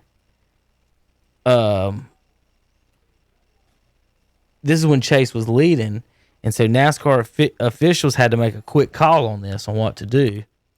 And I won't show you the commercial yet. And this is basically what happened. Is like I said, he jumped off, saw that he was early, and then he ran back to the wall. And I just want to see if you guys think NASCAR made the right call and they're correct here. And so basically, this is them arguing with the official about what happened, whether if he reestablished or not. So there he is, and watch him. He comes early. So right there, he's in the pit box, and Elliott is more than one spot away. So that's a penalty right now if he stays out there and changes his tire. So here's the question. Does him going back to his wall okay enough and reestablish himself enough for them to allow no penalty? So watch him. He goes back, kicks the wall, and then has to go all the way around the car. Yeah, and absolutely. another guy. And you can see it. This is the view from Chase's view coming into the pits. Yeah, I mean, to me, that's you good enough. with NASCAR? That's enough. Like, if he was to have just stayed out there, Right. of course that's the penalty. Right. But the fact that he recognized it and came back and established himself being out, and not only that, usually he's probably going to be one of the first guys that is already out there, and He is the first guy, right. and is basically. So they had to wait on him. Yeah, and they had to wait on him, and then continue to get everybody set in place. So yeah, I think that was enough. So they technically had a slower. Yes. They had a slower pit stop no matter what. So they didn't Yes. gain anything by No. what he did. So No. you're good with the call? Zach, I'm good. Any comments? Nope. Good with it too? Okay. I don't know. My comment was, what was he thinking? He just jumped out like a half second. Trying to win the championship, man. It's tough. I mean, Like calling that's what it timeout is. in the national championship when you Yeah, don't have one. After you traveled? Your nerves are just so on the line. And this, hey, where's that writer that said he was upset that someone was, celebrating about Yeah, winning Zach. the championship? Then how about actually competing to try and win a championship? How do you think those guys are feeling right now? Everything's on edge and they're so antsy. So to me, he came back and essentially penalized the guys himself because they had to wait on him to get back and reestablish himself. So, yeah, I'd have let it go. Now, if he would have stayed out there, yeah, that was a definite penalty. Okay, I kind of feel the same way.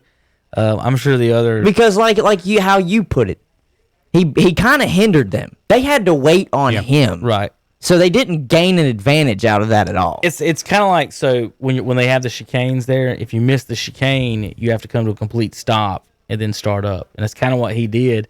And y'all saw him. He had to go back around the guys and the gas man. He cost his team time, really. And I think they made a decent decision on that. I bet he doesn't jump out early this time again. At least he had enough sense to go back and restart. Right. He did. All right. Pick for the win. I'm gonna go with Keselowski. I'm gonna say Denny Hamlin. Denny. I was Hamlin. gonna say Denny, but I was gonna go Denny too before we even leaned on anything. it would be I'm too afraid easy Joey for me might. just to always pick Toyotas. I think Joey might, but I'm gonna go with Hamlin winning his first. I just think championship. Toyotas have just been so dominant throughout the past few years. The Fords have come around really too with what Harvick has done, but so that's why it was tough for me to pick Keselowski over Denny. But I think I just had to be a little bit different. So this is episode 97, coming up on 100 in a few weeks, Zach. It's going to be on a Monday, it looks like, so you'll miss that. Yep. Let me make sure. You'll be here for 101. Yeah. I think also, so let's see. So next Monday will be 98, and then 99 will be Veterans Day, the 11th. Chris is going to come in that Wednesday too, so we'll have two folks to guess that next Wednesday. He's got the day off, and then episode 100 will be on the 16th, the Monday, and then Zach back in on 101 on the 18th. Any news and notes to other sports and stuff, Zach? We like to have our guests kind of touch on things when they come in and everything. If you don't, I just have something I didn't know if we'd want to touch on. What? So the NBA, it is looking like it is going to be inevitable for a December 22nd start. That is probably going to be when the new NBA season starts. I think we can all sit here and say we're fine with that, and maybe they should just adopt that going forward instead of trying to compete with football that's going on at the time and starting up would have been, It's usually October. around Halloween. Yeah, It's right so at they Halloween. would have already been started up right now, and you would have had to decide between watching NBA and NFL at some moment. So I think them starting around that time is fine. But what I wanted to get at for NBA news, so Daryl Morey has already made headlines again. This wouldn't be out there unless somebody wanted it to be out there. Same with leaks everywhere. Apparently, because he is now the general manager of the 76ers, they are looking at maybe trying to make a trade for James Harden. So James Harden, and let's just play the hypothetical, and it's just the simple question. Does it work? And to me, it's dependent on what you give up for him. Are you keeping Ben Simmons and giving up Embiid? Or are you giving up Ben Simmons and keeping Embiid to bring in James Harden? Because that's one of those things, too, where I think that move, if anything, strengthens the East, of course, a little bit more. The 76ers were a playoff team anyways, but then that makes them a little bit more intriguing. I'm not going to say a championship team, but they're a little bit more intriguing because the problem that we've had when we watch the 76ers, especially last year, the year before they were a lot better than they were last year, but that's because they bailed on all sorts of shooters last year, and everybody just got in the paint. You move one of those guys that stuffs the paint, whether it's Simmons or Embiid, and bring in James Harden. The question is just, does it work? Feasibly, does it work? I think it does, but I don't know if it just guarantees that they're a championship contender in the East. Because to me, it all depends on which one do you move. I'll pose the question. If you're making the move, Simmons. or you're moving Simmons, Kevin, are you moving Simmons or are you moving Embiid if you have the opportunity to bring in James Harden? You talk about for him, not Yes, for him. It has to be a trade for him, and you would probably money wise have to give up one of those two to get James Harden. well, Ben Simmons can kiss my ass. Well, I know that you are highly dislike him. He was a jerk to me at the All-Star game. So if it's me, Simmons can get on. And also, I feel confident that I could beat Simmons in a free throw or 3-point Game of horse. contest myself. However, Embiid is injured. And Now- it's unhealthy. Now, with Harden out there, you basically have, here's your two choices. I think what I heard or looked up was that Harden and Simmons are 1-2 in creating 3-point shots for teammates. Well, if they're both out there, who's shooting? Right. You don't want Embiid over there. So he'd be gone if that, and that you'd want him out of the lane. What can you get for him? Do you have to trade it? To me, almost. I mean, what do you really want James Harden though? Well, here's the thing I'm looking my at. thing, I feel like- like Daryl Morey, just the fact that he's thinking about going out and getting James Harden, I think he wants to bring that Rockets mentality he had with that team and make it the 76ers. I think he wants a 3-point oriented team again just in the East because he's an analytics guy. That's what he is. He's an analytics guy. See, he could honestly. I think what he'll do is he could look at Simmons in a way because he's so big. And if you've got Harden out there and get rid of Embiid, is that Simmons can play the LeBron role on defense where he's pretty much the biggest guy. And, like in Houston, I wonder. Simmons I wonder, is like 6'10". I just want to know if in Houston it was more D'Antoni and the non-big man. Because Daryl Morey's had big men. Yeah, he has. He had Dwight for a season. He had. Did he have Yao Ming? Was he part of that? I don't know if he was. I don't know if he was there that long ago, but either way, and then he had Capella, Yeah. who they paid but then traded. But that's what I'm like. I was all getting rid of all those big men. Is that a D'Antoni type thing? Because D'Antoni's the one that started the 6'6" PJ Tucker. You're center right. this year. You're right. And then also, You see where he ended up. is James Harden going to work under what Doc Rivers is going to want? Because that's who the head coach is. Right. It's Doc Rivers. So, and I of I course think Ben and Joel, with nothing but 3-point shooters all around could him, work. fits Doc Rivers' type of play more than than the D'Antoni stuff. Did you see where D'Antoni went? No. He just signed to be assistant with with the Brooklyn Nets.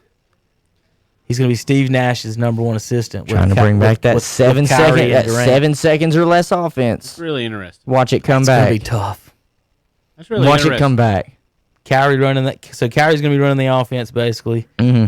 and That was just something that's been floated around for the past few days. Of course, there's no validity to it right now.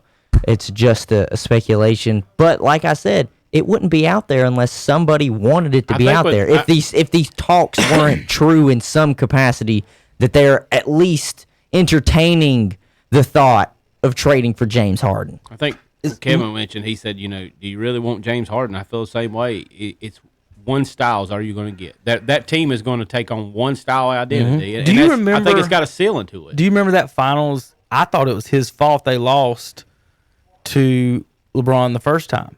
He came off the bench and he shot it every time he touched the ball. And Kevin Durant's standing there with Russell ball hogging. And then when Harden comes off the bench, he shoots it every time. And you've got maybe the best scorer in NBA history just standing there like, throw me the ball, guys. And they got beat. I thought he was the issue when they got rid of him to begin with. And then now, look, he can play, he can score. Yeah.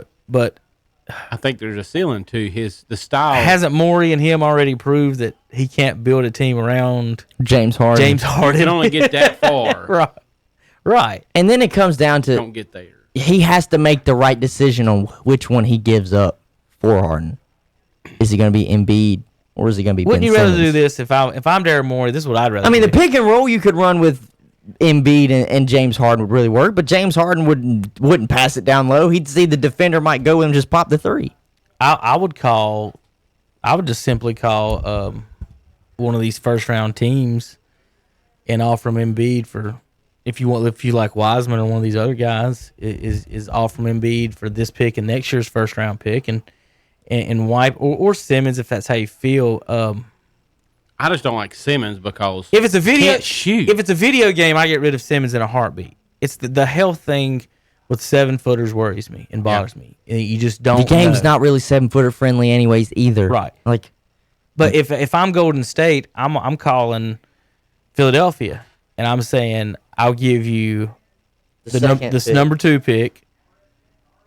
Next year's one, Draymond Green.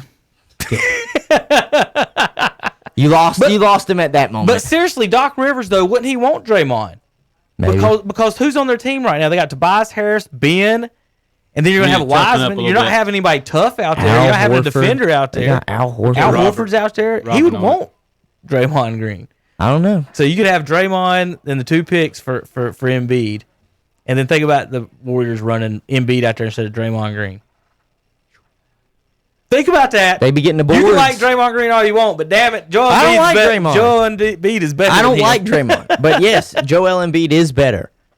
Oh man, that's mock draft real quick, guys. Here's the latest from NBA Draft Net. Anthony Edwards 1 to Minnesota. My sleeper in the draft.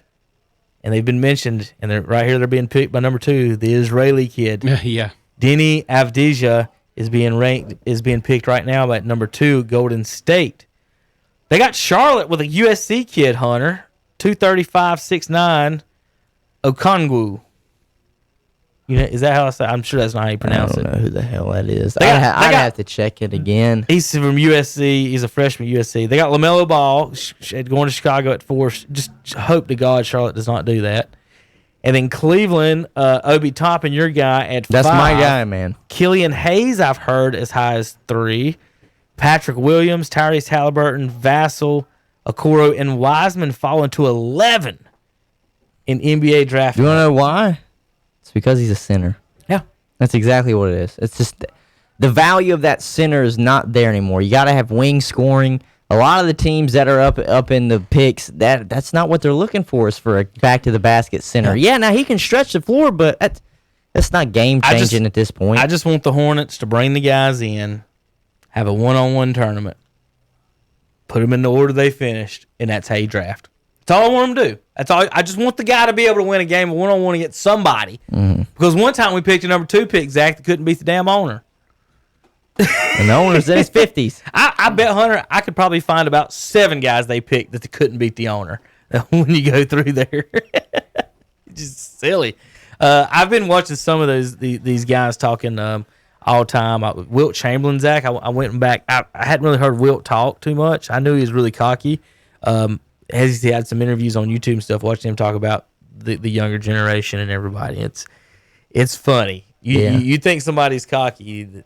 Wilt is Yeah, Wilt's that, and remember he won one championship, Hunter, one. and I think it was 1-7, 1-8, something like that. And LeBron's 4-6, and you think he's cocky. But I've always thought that. I've always compared LeBron's career. I'm like, he's the Wilt Chamberlain of the era. He just stacks up. He's bigger than most people guarding him. He just racks up stats, and then at the end of the day, though, you're losing in the finals. And it's not. It's just, I don't know. The thing you got the whole assist thing. I saw him arguing about that the other day, and I'm still like, one thing nobody ever brings up in any of these arguments is they never bring up that Jordan is the all-time leading scoring average. So when you go out on the court in the history of the NBA, he's number one in points per game. Yeah. All time. Only two people have been over 30 all time. Michael and Wilt. And Michael's ahead of Wilt. And Michael's a 6'6" guard who couldn't shoot 3-pointers. And then when you think about it, Hunter, one thing we also didn't have pointed out, what if they were on the same team? LeBron and Michael. Now, you're the coach. You're drawing up a play. Who's taking the last shot? Michael. Like, seriously, are you drawing up a play for Michael to kick it to LeBron? No. Now, what's LeBron's best play? Kick it to drive Michael. to the basket, get double teamed in the paint, and then kick it out to some guy that can shoot a three. Well, Michael isn't that 3-point shooter. And if they were on the same team, whoever's guarding Michael ain't leaving Michael. So if your play is for LeBron to have the ball, think about this, Zach. You're coaching, and if I'm going against you, I'm like, well, let's see. If he thinks LeBron's the best, that means LeBron's going to drive the lane and kick it over to, I want to say Porky Pig, but just give me a decent Kyle Korver in the corner, because he's not going to kick it to Michael because he's not the good 3-point shooter. So you've got LeBron on the court, Michael Jordan on the court, and the best play is for LeBron to draw a double team in the paint and kick it to Kyle Korver, not give it to Michael. But anybody else would be like, well, maybe we should give it to Michael to shoot the shot. And that's what's weird about it, is that if you're the best player ever and we draw up a play and the play is for you to pass it. I just had LeBron drive to the middle, get double teamed, and kick it Michael at the top of the key. Not three, but he would shoot the mid-range jump drop shot and dunk on somebody, or try to. He'd get to the line, and that's another thing. The free throw thing, 67%. It's horrible. 67%. That's what kept Shaq from being one of the greatest. Say that's why. It's the exact same got that thing. Achilles heel. You're bigger, stronger, and faster, but you can't shoot a damn free throw. You can't finish that. It's that's the stuff. It's the kicking it out. It's the not finishing. People say Jordan got double teamed and kicked it to Kerr. Yeah, where did he get double teamed, Zach? Outside the 3-point line. Is he supposed to pull that? He's not a good 3-point shooter, and he's supposed to pull a double team 3-point shooter. LeBron's double teams are where? In the paint. And that's just what's weird about it. He's kicking it out to somebody else. Hornets, I don't know who the Ngannou is. I'm probably obviously messing that up. I want Obi. If he's going to go to Charlotte, I'd rather it be Obi. I think, seriously, he's probably, if not the kid from Israel, he's probably the second best wing scorer in the draft. At least as long as we don't do like, was it Larry Brown that reached and picked Biombo? He's still on team, Zach, after all these years. Making bank and not even playing. Him and Zeller are your most consistent draft picks. I think the Hornets have 3 of the top 5 people who's been on the same roster for the longest, with MKG and probably and Zeller and all of them. All right, guys. Any other news and notes y'all wanted to get to or talk about before we get out of here? I've got baseball to get to tonight, and I'd like to get home for 10 minutes before. I'm good. We start. I'm really good. I feel like I'm missing something. I wanted to talk to with Zach or something. I'm not sure. I'm still trying to keep an eye on the. You got the phone numbers. I was up late last night, so I'm tired, and I'm still trying to keep an eye on the election, and it is still interesting. No matter who you're pulling for and what side you're on, you want an outcome. Yeah. Mm-hmm. You want an end to it, and then the longer you wait on something, both sides are going to question the legitimacy of anything. Mm-hmm. It's not. And what's unfair about it is that there's a lot of people, no matter who wins, is going to be a totally different type of, you think, maybe a lifestyle or shutdowns. Here in North Carolina, apparently the president won re-election, but we still voted for the Democrat governor. I don't know how that works out on the poll. We got the Democratic governor. We got the Republican president, Republican senator, and a Republican Mark Robinson for lieutenant governor. but not the real governor. Yeah, So- it's weird. How did that vote? How Weird, does that very vote weird. add up to that way? So, and then again, the Democratic governors and the swing. We're sitting here in swing states, and I, you don't want to do any of that type of conspiracy to get shut down or whatever on the internet. But what are the odds that it's all swing states? It's not like it's like think about this. Let's say all of them came in last night and we knew their numbers, and then now Alabama said, "Well, we're having problems counting," but we know who they're picking, or Oregon. Yeah. Or Washington. Well, we know who they're picking. Or New York. We already know who they are. But the odds are, you're telling me it's 7 out of 7 swing states? The weird thing for me in this whole thing is, and they've tallied all the votes. They're 99% in Wisconsin and Michigan. Okay, they're tallying those votes. They're tallying Pennsylvania, and Trump's still way ahead in Pennsylvania. They're not counting. I've looked this whole time we've been on here. They're not moving the needle at all in Arizona and Nevada. At all. Arizona announced last night they're taking a day off. So that's why. They seriously said they're taking the day off. Because they say that the ones that have not been reported in Arizona are all Republican. And the Republicans come out this morning and said they thought they would win the election by 30,000 votes based on their polling. They're polling. This is just going to be something that you're going to have to realize. This might take at least into It's Monday. going to be interesting. And if Trump Not only pulls- that, if the Trump- president has called in his Yeah. lawyers already for Michigan and Well, if Wisconsin and Trump Pennsylvania. picks up Arizona and Nevada, then he don't even need, and he gets Pennsylvania, he don't need the other two that's in question, which is a possibility. But it's very close. And I'm tired. I was up late last night. Yeah, I was. We all hope there's no shenanigans. The interesting part is that they have proven right now that there's more votes that came in Wisconsin by 100,000 than are registered Than voters. there's And that's actually registered. That's just interesting. It's happened in a couple cities before in the past, and nobody does anything or says anything, and you wonder about it. I like I said, whether or not who won, Yeah. you can't have the country sitting here thinking about or wondering about what we're going to do, where we're going to go, And questioning legitimacy. You can't going forward. And there's going to be you're right. There's going to be millions of people that's going. Well, no Not matter accept it. no matter whatever the outcome is, are going to be against it. It's just I've never seen anything like it. Like I said, it's almost like you're having a race, a NASCAR race, and with 10 laps to go, everyone at the track decides, you know what, I'm tired. Let's take a nap, and then we're going to come back. Like how the hell can Nevada be like, or I mean Arizona be like, we're just going to take a day off. A day off. Like Hunter, texting with Tom, he said people need sleep, and I'm like, did nobody prepare for this? Like they didn't think, hey guys, we're gonna have to count till 2. Let's prepare instead. Let's have shifts. Instead of someone going, we're all gonna go to sleep, and then someone said, well, in those states, they said you can't you can't start counting until the ballots are in. Okay, but still, that means that it's going to take to a certain time to count them. Have two teams. You can't, well, even if it's just one team, you still can't just sit there. You should have known what was going to happen, is what I'm saying. Like, there's no excuse for it. Especially, think about it. California's got theirs in. Like, the whole West Coast has theirs in for the most part. Listen, why is Philadelphia?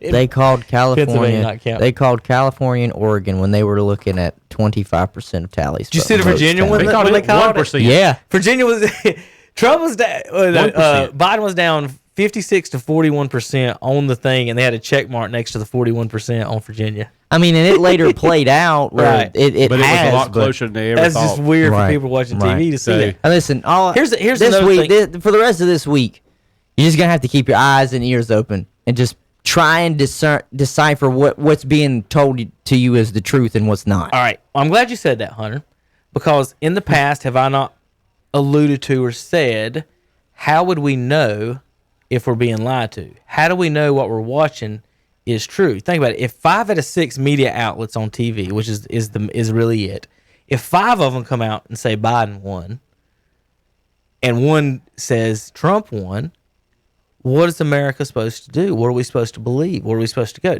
Now, while watching the TV, I'm sitting there watching it, Hunter. You know how they were waiting to call states? Oh, yeah. So the whole night, if you're watching it, Joe Biden had a lead on the screen. Yep. No matter what, it would be like Biden 198, Trump 111. But then you look at the map and you're like, Well, he's going to win North Carolina. He's going to win Georgia. He's going to win Texas. Like, they even counted 75 votes. If you put that on the screen right now, North he's Carolina, winning. the state we're in, sat at 94% for 3 hours last night, and he had a lead, and they weren't like, we're not calling So what it. you're saying is that I don't trust the media. I don't trust them at all because they do have an agenda and they do want to put it a certain way. So it's the polling. That's why you put on the TV that somebody's winning by 100 points, but we haven't counted half the red states yet or half this states. And I don't trust the media. And again, and one of the guys I follow, he come out and said the other day, he's like, what's stopping them from saying someone else won and then putting it on the American people to be like, you know, Sure. We want, and two, you know, why, and I'm going to leave on this note, but why is it only the swing states that's having this problem? Right, Same what you said. we're It's just talking- already said about, you know, that they declared Arizona as Biden's, and I'm telling you, I think Trump's going to pull Arizona out. The what's funny or what's a weird thing to look at too is, you know how like the votes are concentrated in the cities. Yes. So like, you know, we talk about this electoral map and how each state gets a certain number of representatives. If you went through the country and every county got one vote, it would be red It'd be every a time. landslide, yeah. Because what they were doing, they would show the maps last night, and they would be so. For All example, red. especially Wisconsin Mm-hmm. and Milwaukee Michigan, area. there would be 5. I counted. They would usually one of them had 3.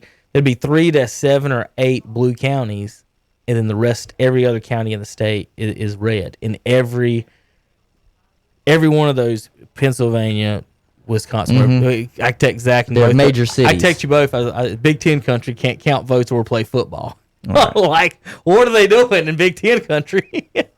There's nothing. I don't know. There's nothing going on. So, anyway, I don't think it's fair to the country. I don't think it's fair to anybody, whoever you want to win or lose.